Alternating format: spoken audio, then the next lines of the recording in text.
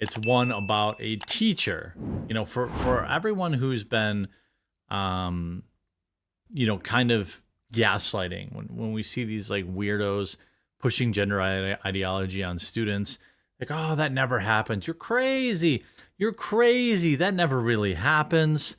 Well, a New York teacher has forced a fifth grader to use male pronouns, and that resulted in them wanting to remove themselves from the planet.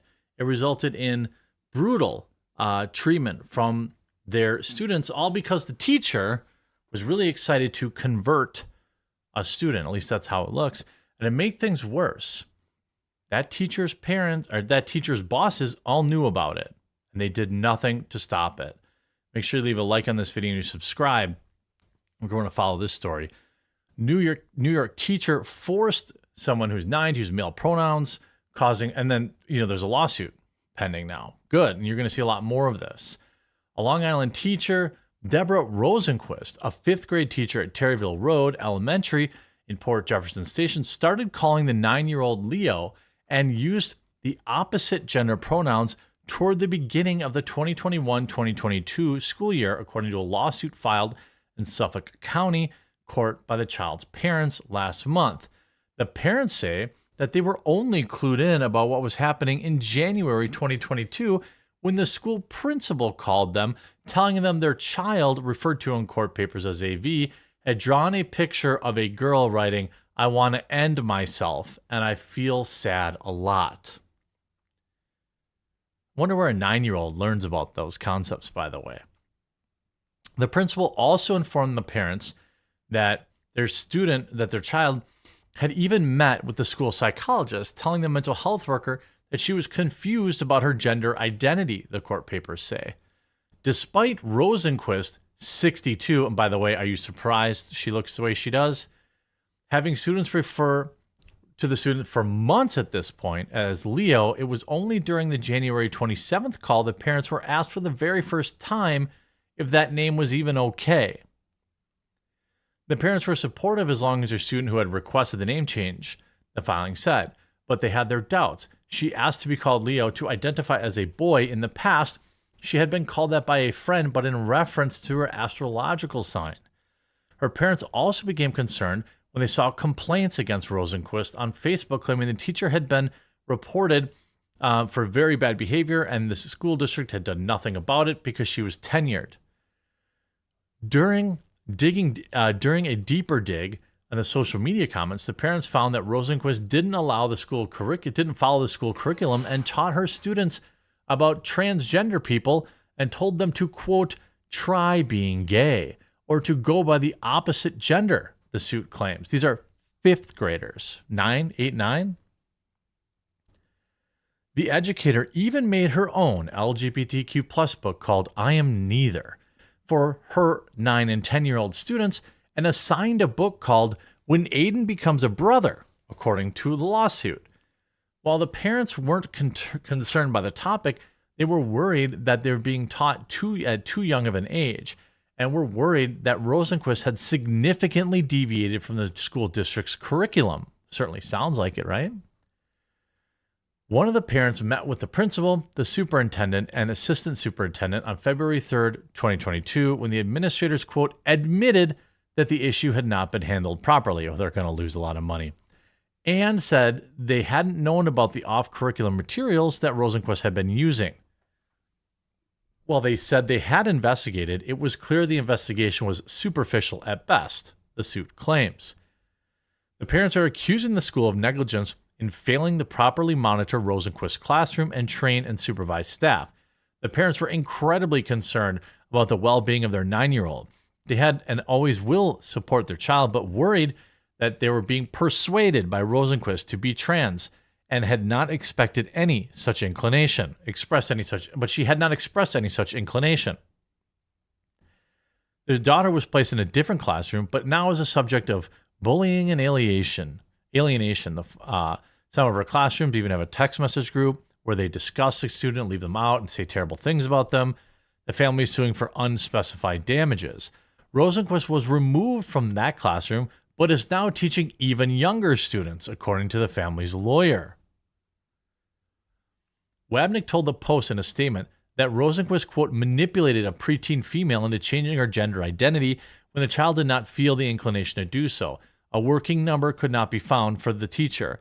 The psychological and social damage Rosenquist caused this child and her family was immense. You know what's interesting on top of this?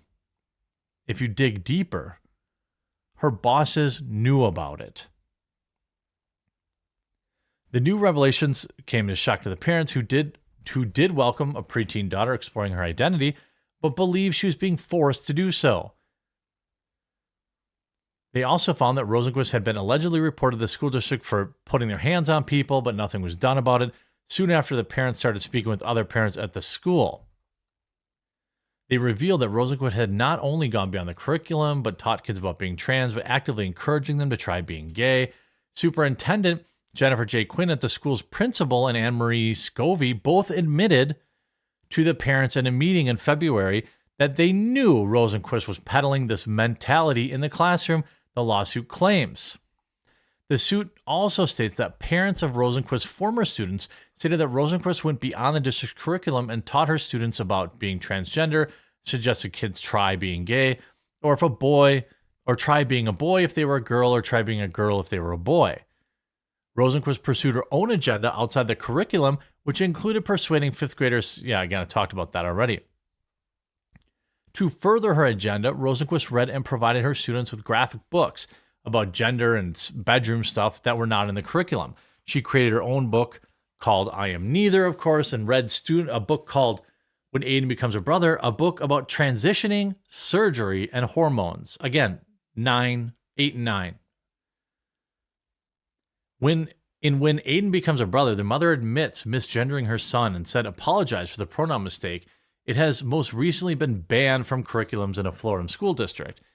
At least one of the books not in the curriculum were found in her classroom after a search was conducted. Her bosses admitted that the teacher should have gone to the parents, and if the child wanted to be called a different name or pronoun, that issue was not handled properly. Well, the child didn't want to, because now the child wants to end their existence on this planet because this teacher filled their poor head with all this craziness. And now this kid is going to probably have to change schools. What's interesting to me is, for all of these, oh boy. Oh boy.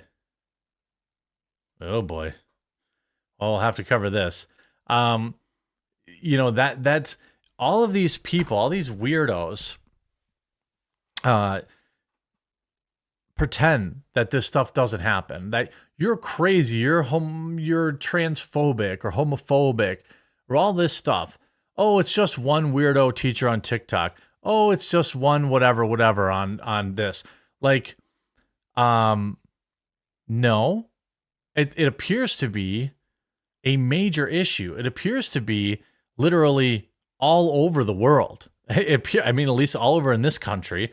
And these teachers are doing this kind of stuff. Just put it this way. The only reason we knew about this is because a child was so messed up by the teacher that they wanted to end their existence on this planet. I mean, I don't even really understand what on earth we have to do. I mean, homeschool your kids. I suppose that's a big takeaway here. There's going to be more stories like this coming out. There's going to be more lawsuits, and I 100% support them. I hope we are affiliated with a 501c3 called We Are the 51%. This is based off of all the good people in the world giving extra effort to have a better way of life. You can donate, sponsor, or even make a tax-deductible payment to help these children to get food so no child goes to sleep hungry. How you can help is to go to our website, matt55.com. You go to the bottom right-hand corner of the video, then click the button that says Retail Customers. You can choose either option, the $5 or the $40 donation options. Either click the Add button below the dollar amount of which one that you choose. Then the next page, choose the quantity of the donation amount For example, if you'd like to donate $1,000, then you can change the quantity amount to 200. Then click the checkout button in the bottom right hand corner, and then on the next page, enter your credit card information, name and address. We will send you out a receipt for the amount so you can write this off as a donation on your taxes or also on your business taxes. Remember, our main goal is $1 million to help sponsor 20,000 children. 1 billion people in the world will lose their life due to starvation due to the famine that has already begun by 2025. In case I don't see ya, good afternoon, good evening, and good night. Yeah.